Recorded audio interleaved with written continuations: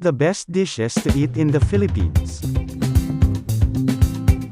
Filipino cuisine has recently been tagged as the next big thing to look out for in the culinary world. With the country's variety of influences throughout its rich history, its traditional cooking techniques, and the Filipinos' knack for combining flavors, and making the most of any and all ingredients at their disposal, what results is unpretentious, no-frills food that's simply delicious. The best dishes to eat in the Philippines. It's the Filipino dish everybody knows, the mighty adobo. It is made by stewing meat, usually chicken, pork, or a combination of both, in soy sauce and vinegar, adding peppercorns and bay leaves for that special flavor. Bonus leftovers tip, pull the meat from the bone, and fry till crispy for some tasty adobo flakes.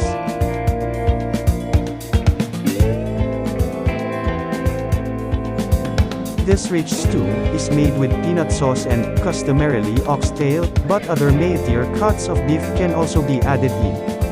Many Filipinos will consider kare-kare incomplete without a serving of bagoong, a fermented seafood paste, on the side.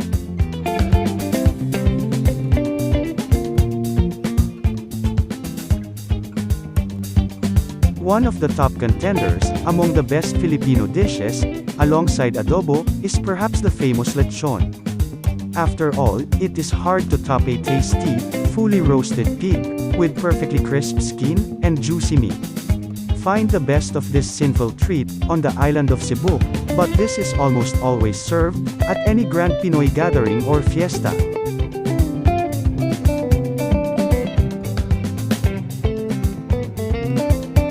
Sinigang is a Pinoy classic, a delicious sour broth, usually made tangy by tamarind, or sometimes kamyas. It's filled with different vegetables, and a meat of choice. Popular variants include sinigang na baboy, or pork, sinigang na hipon, or shrimp, and sinigang na isda, or fish.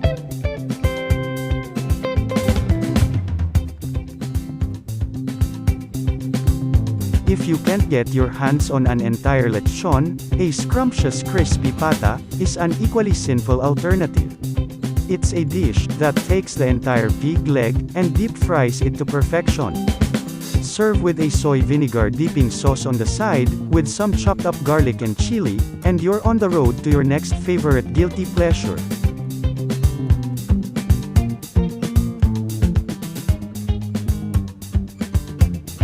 Served sizzling on a hot stone plate, sisig is a favorite pulutan, or beer chow, among Filipinos.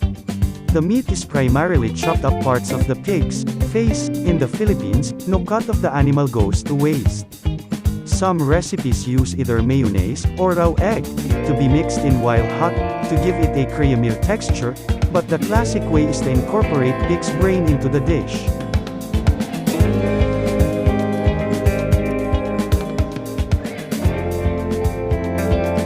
One of the more famous Filipino dishes, among foreigners with Pinoy friends, due to its customary presence in Filipino birthday parties, is pancit, or noodles, of which pancit guisado is perhaps the most well-known variant.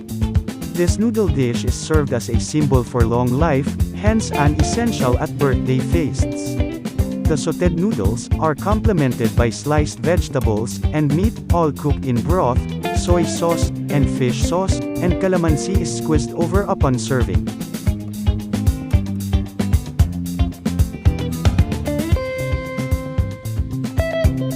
The perfect company for a cool, rainy day in the Philippines is a nice hot bowl of bulalo. This tasty soup is made by slow-cooking beef shanks and bone marrow, still in the bone, in some water, with fish sauce, onions, and peppercorns, and later adding in some vegetables. Especially known for this dish is the province of Batangas in the country's southern Luzon region.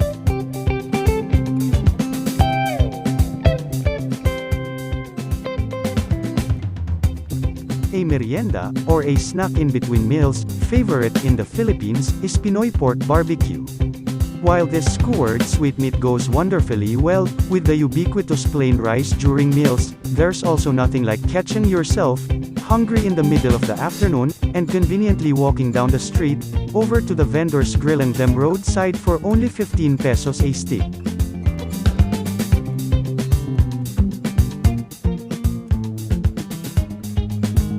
Vibrantly orange and jam-packed with different textures and flavors, palabok is another well-loved way of cooking pancit. It is mixed in with a shrimp sauce which gets its recognizable color from annatto powder. It is finished off with a variety of toppings such as slices of hard-boiled eggs, crushed chicharron, or pork rinds, tinapa, or smoked fish flakes, and spring onions.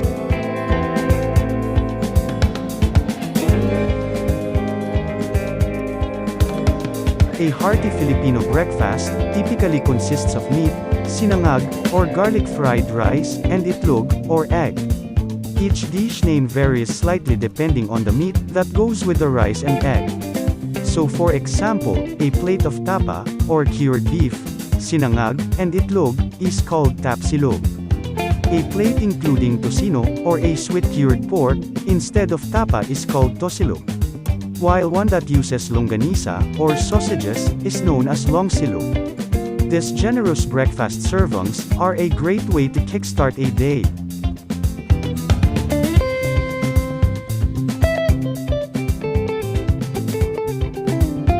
Bistek Tagalog, or the Filipino beef steak, is a delicious blend of salty, sour, and sweet flavors.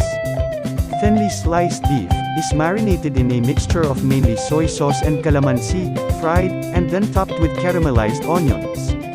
The onions are just sweet enough to cut into and balance the strong salty and acidic tastes infused into the meat.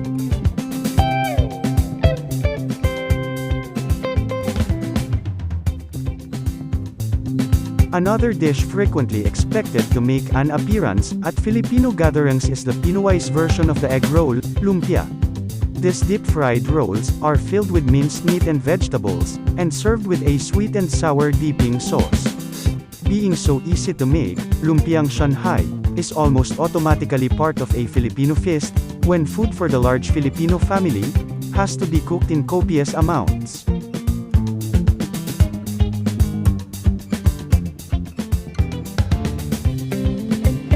Caldereta is a Filipino beef stew, made extra rich and tasty by tomato sauce and liver paste. Goat meat can also be used in place of beef, and mixed in is a merrymaking of vegetables, which typically include carrots, bell peppers, and potatoes.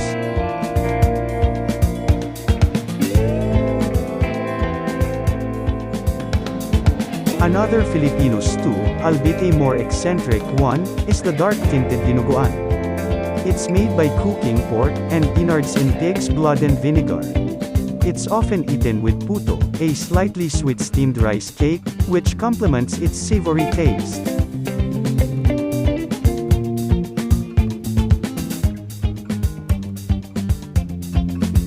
Inihaw na liempo, or grilled pork belly, is juicy cuts of perhaps the tastiest part of the pig, marinated and grilled, basting the meat as it cooks. Depending on the desired taste, a typical liempo marinade can be a mixture of any of the following: soy sauce, fish sauce, banana ketchup, garlic, calamansi, brown sugar, salt, and pepper. Eat with your hands, your sausawan, or dipping sauce of choice, and a generous serving of plain rice perfect.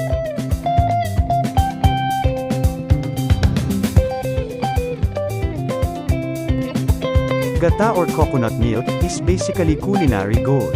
Anything cooked in gata is bound to turn out fantastic. For anyone needing a break from the typical meat-heavy Filipino dishes, simply cook your favorite vegetables in some coconut milk. It works exceptionally well with squash and string beans, and some chili can be added for an interesting kick.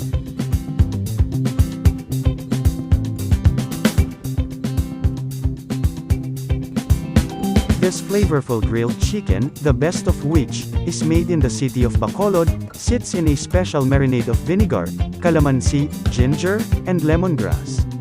It owes its appetizing golden brown color to annatto oil, which is also poured over the plain rice it is served with. Dip the chicken in sinamak, or spiced vinegar, for some extra zest.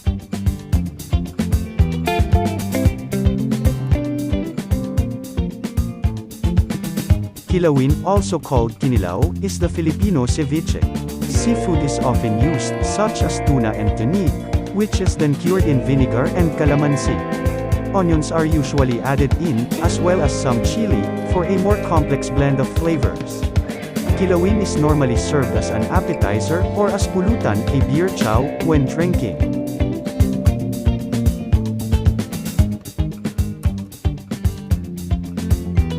Frequently eaten at breakfast and merienda, arroz caldo is a rice porridge, taking its flavors from ginger, garlic, onions, and a tasty broth. Cuts of chicken and hard-boiled eggs are also added in, and individual servings are finished off with fried garlic bits, chopped green onions, and a drizzle of calamansi.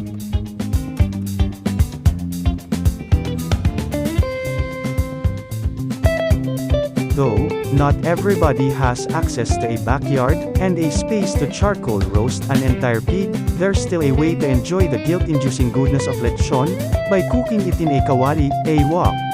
Pork belly is cooked in boiling water, usually with bay leaves, peppercorn, and salt, until tender, air-dried, given a salt rub, and deep-fried until golden brown.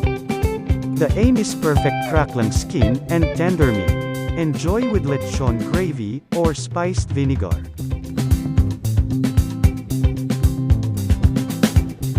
So, what is your favorites among our Pinoy dishes? Comment below what dishes are always present your family and friends gatherings.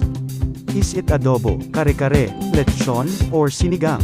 Or is it crispy bata, sisig, pancit, bulalo, pork barbecue, palabok, or what is your favorite silog meals?